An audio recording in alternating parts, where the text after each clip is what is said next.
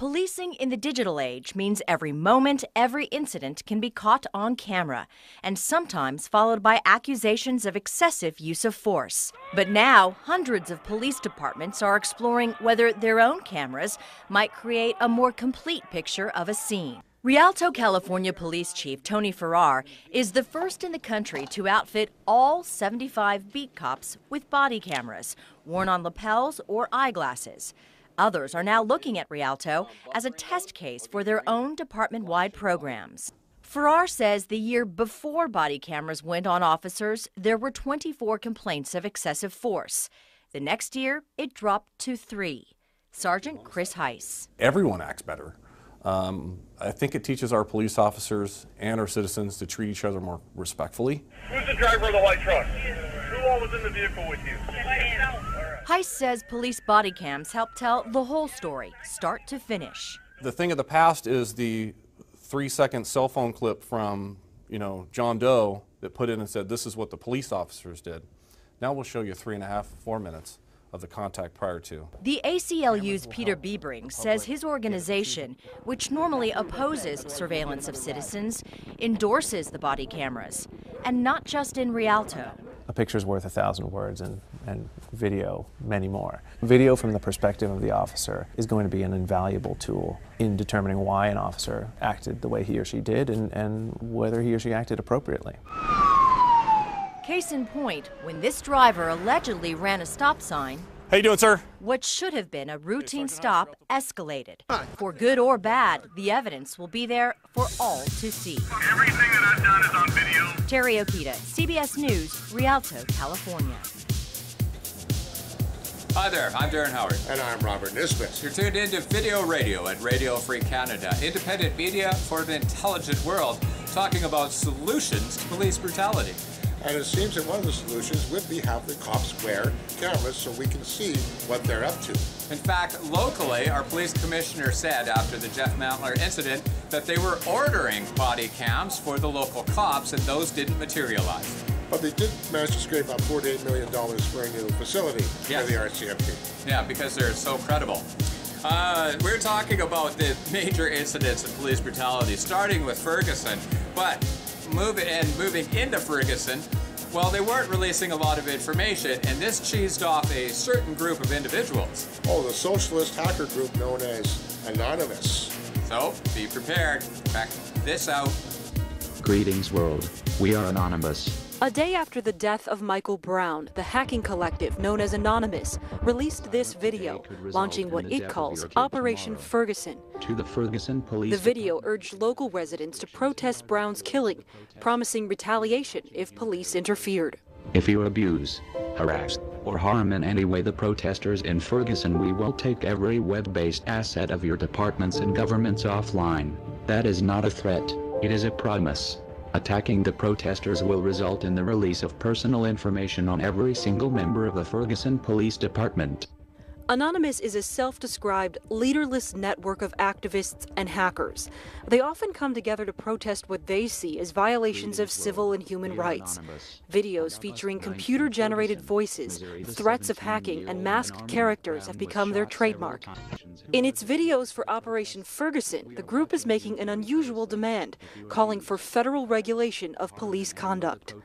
Anonymous demands that the congressional representatives and senators from Missouri introduce legislation entitled Mike Brown's Law that will set strict national standards for police conduct and misbehavior in the USA. This past week, hackers thought to be affiliated with Anonymous have launched several attacks. On Sunday, the city of Ferguson's website was brought down.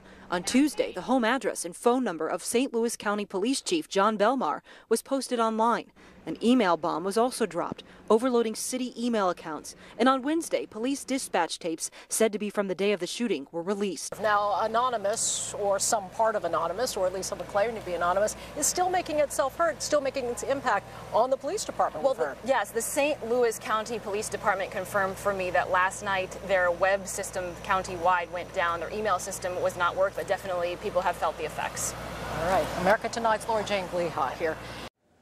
So what do you think? Well, I think that's probably a group you don't want to get on the wrong side of. They do seem to have a little bit of power, especially when it comes to cyber territory. Yes. They did make an announcement saying either you release the information or we're going to release the information.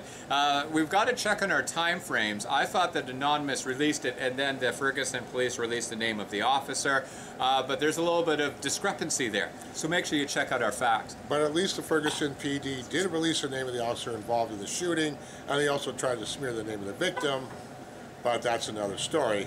Yes, we're going to cover this one later on next week, but let's take a look at the Ferguson police in action. And how they're frantically trying to get out ahead of the bad news. We now know the name of the man who shot and killed unarmed Michael Brown, the black teenager from Ferguson, Missouri that sparked all the riots recently. The officer that was involved in the shooting of Michael Brown was Darren Wilson. He's been a police officer for 6 years, has had no disciplinary action taken against him. He was treated for injuries which occurred on Saturday. It was noticeably calmer in the streets of Ferguson last night as the governor essentially came in and deactivated the local police department. Even President Obama called out people to rise above the violence and be calm. Tonight, being Friday night, the tensions are still high, and now that the name of the police officer is public information, police are gearing up for more potential riots. By the way, the officer, Darren Wilson, is in hiding, relocated by the Ferguson Police Department to a different area for his safety and the safety of his family. The Ferguson Police Department is circling the wagons to protect their own. Just yesterday, the governor himself said he didn't even know the identity of the shooter. And now the department is slowly leaking information out to the public. It's a careful tactic that many grief counselors use to decrease the initial reaction. But along the way, it's clear that if the police were responsible for the whole case without oversight from the FBI, this case might end up a little bit differently. Yeah, I could probably name that Circling the Wagons. Okay? I mean, really, seriously, when the news cameras are out there, when the people are carrying their cell phones with their cameras, the police start going in damage control mode. And it's ridiculous because they're trying to smear the reputation of the victim in this case. And even the President of the United States had to come out and comment on the situation going on in Ferguson. So, we're talking about some of the solutions. We started things off with body cams. There was a real call for body cams after the crimes against the Occupy Wall Street. No, nothing happened, okay? Just like here in Kelowna where they said that they were going to get body cams, they did nothing about it in New York. Fortunately, there are citizens out there who can record the police when they're doing the wrong thing, as happened in California and that grandmother that got beaten on the side of the road. Here she is speaking out about her experience with that CHP officer. He grabbed me from behind. He threw me to the ground. He started beating me, and blow after blow, just swinging, just with all his might, just hitting and banging. And felt that he was trying to kill me. He was trying to beat me to death. He wouldn't stop. I wish he lose his job and they fire him. So he can hurt nobody like he hurted me no more, because I don't want to be hurt like that no more. And let it be that I made decisions that caused me to be beat like that. No one deserved that. Yes, I was able to try to cover my face because he wouldn't quit hitting me in my temple and in my head and in my face and just my legs. So as always, we say keep your cameras loaded, keep fresh memory cards, keep fresh batteries hanging around, and be ready to press record. Because a videotape can make all the difference in the world. Especially when it's your word against theirs. And it always seems to be that they're slamming and smearing the victims who are involved until the truth comes out. Now, the NYPD, I thought we were going to go into this one, but we went to California first. But NYPD, man, these guys can't shoot themselves in the foot fast enough. They just can't stop. They just can't help themselves. So, check out what happened when they we're investigating a domestic disturbance in an apartment building. 2 weeks after an arrest involving an NYPD chokehold that led to the death of 43-year-old father of 6, Eric Garner, causing outrage in local communities in New York, a video of another controversial arrest by the NYPD earlier this summer is causing a stir. In footage obtained by the New York Daily News, 48-year-old mother of 4, Denise Stewart, has an altercation with police involving roughly a dozen officers wearing nothing but her underwear.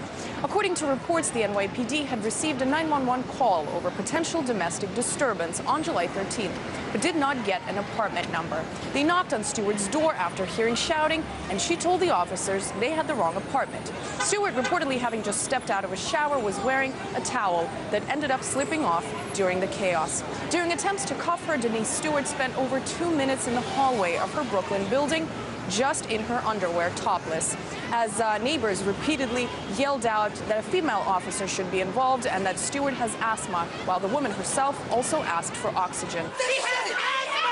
Eventually, the half-naked woman collapsed onto the floor. Only after was she covered with a towel by an officer. The NYPD claims Denise Stewart's 12-year-old daughter had visible injuries on her face. An investigation is currently ongoing into these child abuse allegations. The 12-year-old and her mother were charged with assaulting an officer, while 2 other children of Denise Stewart in their 20s for resisting arrest. Reports also suggest that the NYPD had pepper sprayed Denise Stewart's 4-year-old grandson in the altercation. While questions regarding the conduct of the NYPD during such altercations are yet to be answered, and an investigation into exactly what happened is ongoing, each similar controversial case and disturbing video only deepen the mistrust between police and the local community. And the goal of the NYPD to establish a more trustworthy relationship between the two, as has been promised by New York officials, will only be harder to reach. So to jump right in on the police's nightmare, we do have tape. We've got clips coming up in future segments on an 8-year-old getting tasered for having a tantrum. And of course all the dog shootings and everything else that's going on around the country and around the world with police brutality and overstepping their authority. Remember, you are the solution. Fresh batteries, fresh memory cards in your video camera. Keep those things charged up, and remember to keep your phone handy. Press record, because you are within your rights to record the police, and that's the one thing that they are scared of the most. So step up and be part of the resistance. I'm Darren Howard. And I'm Robert Nisbet. You're tuned in to independent media for an intelligent world, and we're counting on you on using your brain cells. And once again, we'd like to thank you for 75,000 views on our YouTube channel. So please share and like this video and make comments below. Remember, you are the change. Thanks for being here. Indiana law enforcement officials say the new gear is needed to protect the public from increasingly heavily armed criminals. Joining us today is John Whitehead, president of the Rutherford Institute and author of A Government of Wolves, the Emerging American Police State. Sir, thank you very much for joining me. Now, according to these jurisdictions, using anti-mine vehicles, etc., one officer offered this reason for their need for more sophisticated weaponry. Sergeant Dan Downing of the Morgan County Sheriff's Department stated, "The weaponry is totally different now than it was in the beginning of my career. Plus, you have a lot of people who are coming out of the military that have the ability and knowledge to build IEDs and to defeat law enforcement techniques." Are Sergeant Downing's concerns legitimate, in your opinion, about returning veterans?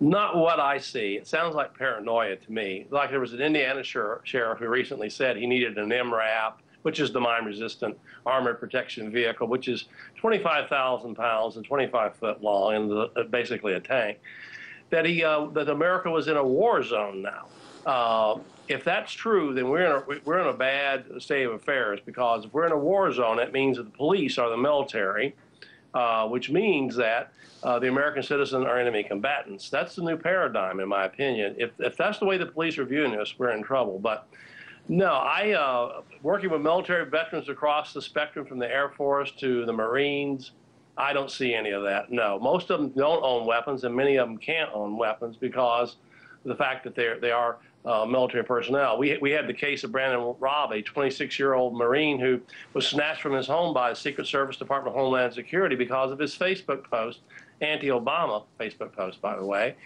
He didn't even own a weapon. They didn't have the wherewithal to even get a search warrant to find out. He was put in a mental hospital. We filed a suit and got him out, but I mean, he didn't even have a weapon. And many of the Marines I know and people coming back, no, they're very pro-America. And they don't run. And many of the crazy incidences that we've seen, bang, bang, shoot, shoot, and maul and stuff, they haven't been military veterans. So I see a lot of paranoia about veterans, and I don't like that. And if it's used as an excuse to arm police like they're, like the people in Afghanistan, then we got a problem.